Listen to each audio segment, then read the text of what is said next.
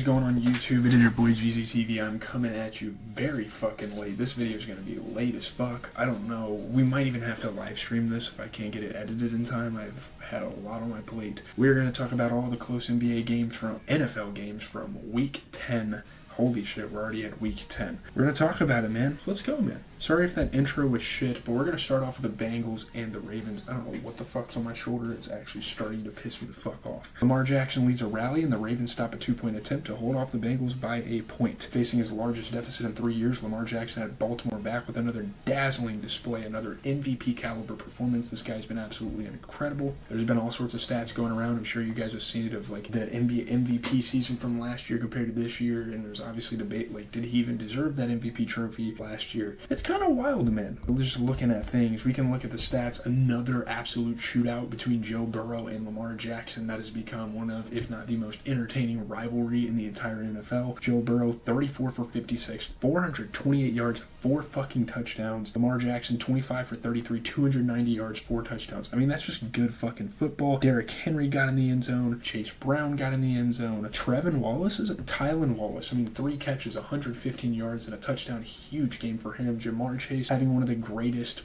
Randy Moss type of fucking performance. 11 catches, 264 yards, and 3 touchdowns. Fucking incredible. That's absolutely incredible for Jamaar Chase. What a fucking game. One of the best Thursday night games we've gotten recently. Here we go. Starting off with Sunday, we have the Giants versus the Panthers game. Eddie Piñeiro's 36-yard field goal in overtime lifts the Panthers to a 3-point win over the Giants in Germany. Obviously, we have to give the German fans absolute fucking poverty for NFL games, because why not? Eddie Piñeiro kicked a 36-yard field goal in overtime, and they make it back-to-back wins for the first time this season, and probably the first time in a long time for this franchise. You gotta love it. Obviously, Bryce Young at the helm. He's obviously gotten some heat over the last couple of games, so it is so awesome to see him actually succeed here. The New York Giants go down there, obviously. Pretty bad, but Daniel Jones, 22 for 37. The guy threw 2 picks, though. Obviously, nothing too special from Bryce Young. 15 for 25. He threw for a tutty. Chuba fucking Hubbard. God damn it, man. What a dog. 28 carries, 153 yards, and a touchdown. I need to learn this guy's name. Tyrone Tracy Jr., 18 carries,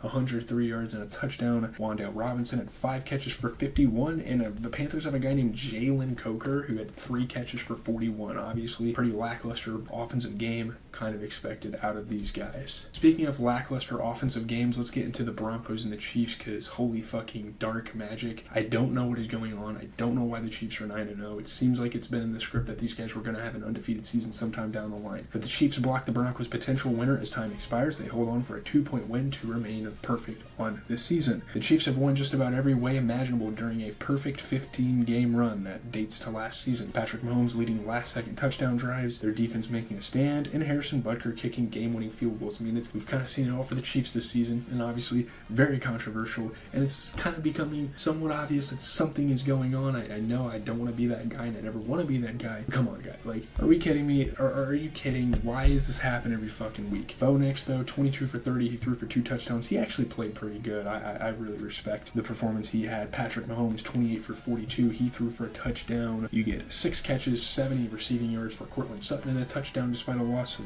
that's pretty good. There's really not that much to talk about. Again, Kareem Hunt made some pretty impactful plays for the Chiefs, but that's really about it, man. I'm shooting this like 4 or 5 days after I watched these games, so it's going to be kind of hard for me. I'll try, though. Next up, we have the Steelers and the Commanders game. Russell Wilson's touchdown pass to Mike Williams lifts the Steelers over the Commanders. They win by 1. Again, what a great season Mike Tomlin has been leading for the Steelers. Again, similar to like the Vikings, we'll get to them in a second, a very unlikely candidate to have the season that they are having. Anyone who questioned Pittsburgh Steelers coach Mike Tomlin's switch to Russell Wilson from Justin Fields might be reconsidering that. Again, that was kind of a controversial decision that Mike Tomlin made, and it's understandable why it was controversial. You had Justin Fields in there. The Steelers were going on a run, but it doesn't matter. Mr. Unlimited, a glorious fucking vet in the NFL. Very high stature, very highly accomplished quarterback. Why wouldn't you start him? I don't know. You really got to think about those type of things. Russell Wilson, though, 14 for 28. He threw for 195 yards and 3 touchdowns. He threw a pick. Not a bad game from Jaden Daniels, 17 for 35. 144, threw 202 yards. Austin Eckler got in the end zone a couple of times, so that was kind of cool. George Pickens had a pretty nice game for me fantasy-wise, 5 catches, 91 yards, and a touchdown. And another scary game for Terry McLaurin, 5 catches, 113 yards. I know they lost, and it's not necessarily winning football, but they are 7-3. It's just crazy to think that these two teams are so fucking good. The battle of the surprises, I guess. Let's move on. More lackluster offense. We have the Vikings and the Jaguars, and I'm not sure what the hell the Vikings were doing here. The stingy Vikings hold the clawless Jaguars to 143 total yards and a 5-point victory. They improved to 7-2, another elite, unlikely team in the NFL. The only remotely close part of this matchup was the final score. I mean, you look at the stats, I feel like the Vikings didn't necessarily execute this game as well as they could. They could have definitely won this game by more. A win is a win for Kevin O'Donnell and the boys. Is that his name? I don't know what their coach's name is. Kevin McConnell? Who fucking knows? Looking at some things, I mean, Sam Darnold, 24 for 38, 241 yards. Here's the fucking thing. The guy threw 3 fucking interceptions and won the game. Is that like a luxury? Is that how bad the Jaguars are? I mean, Mac Jones, 14 for 22. That's not possible. 14 for 12. What am I talking about? 14 for 22. He threw 2 interceptions. I guess that kind of cost him a little bit.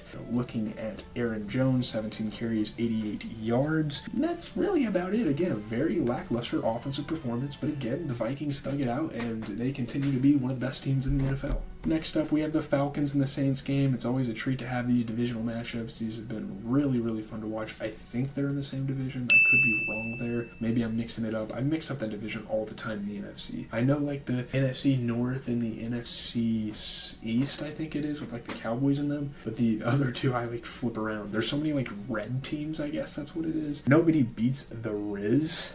Oh my god, what the fuck is that, ESPN? Saints beat the Falcons by 3 to snap a 7-game skid and coach Darren Rizzi's debut. So, I mean, new coach, first victory in a while. That's got to be something that the Saints fans can somewhat celebrate. I mean, this season is not looking great for them. It's awesome. Before interim New Orleans Saints coach Darren Rizzi disappeared down a tunnel towards the locker room, he paused, holding his gold team-issued hat right above his head, and acknowledged fans still celebrating his triumphant debut in the Superdome. Really dope moment for him as a coach. Kind of looking at things, Kirk Cousins, 23 for 38, 306 yards. He did throw a pick. Derek Carr, 16 for 25, 269 yards, 2 touchdowns. Actually a really good performance for Kirk Cousins. Bijan Robinson, amazing game. 20 carries, 116 yards, 2 touchdowns. Drake London, 8 catches for 97. Man, Envy fucking S, being an absolute difference maker this game for the Saints. And I'm very happy, a former Packer of our fandom. I think that's great to see him go out for 3 catches, 109 yards, 2 touchdowns.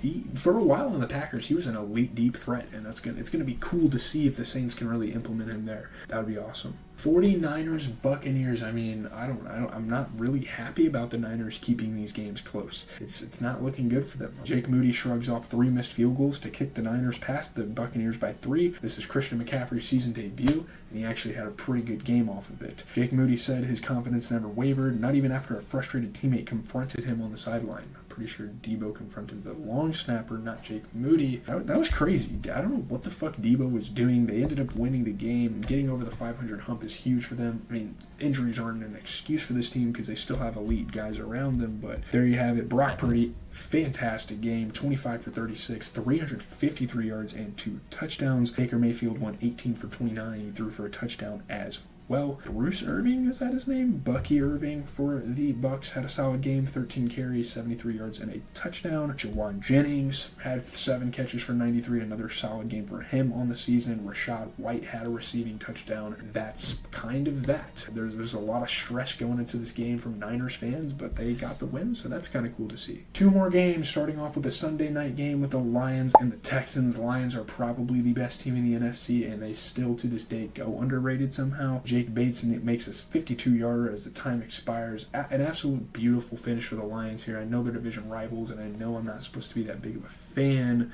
I'm not supposed to be that big of a fan of them, but, his message in the post-game stuff, Dan Campbell, his intentions with this team, it's a really dope thing to see. Lions overcome Jared Goff's 5 interceptions. I don't know, quarterbacks in the NFC North threw multiple interceptions and still won the games. But they beat the Texans by 3. I mean, nothing was going right for Detroit's Jared Goff at all.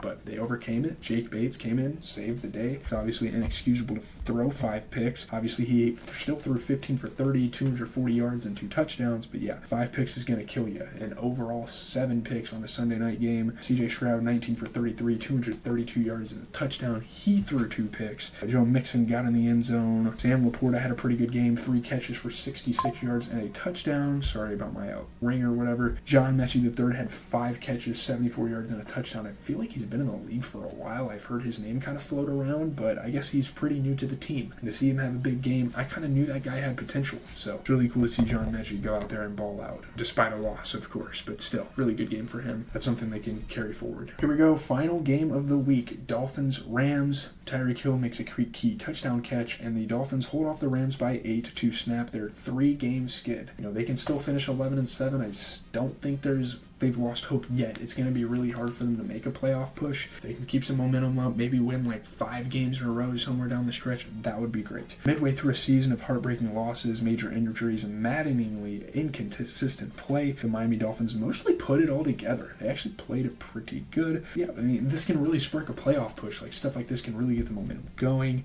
Tua, you know, a lot of confidence around that organization, so that's really good to see. It's very demoralizing, though, to see the Rams lose like that. There wasn't anything controversial, I wouldn't say that, but it just is what it is. Tua Tagovailoa, 20 for 28, he threw 207 yards and a touchdown. He did throw a pick, but Matthew Stafford, 32 for 46, he threw a pick as well. Not too much offensively this game. I mean, Jalen Waddle had 3 catches for 57, and Puka Nacua, after getting ejected from the last game, that was crazy. Kind of forgot about that. He had 9 catches for 98 yards. So I'm just going to kind of end the video here. Let's just do an outro. I'm sorry.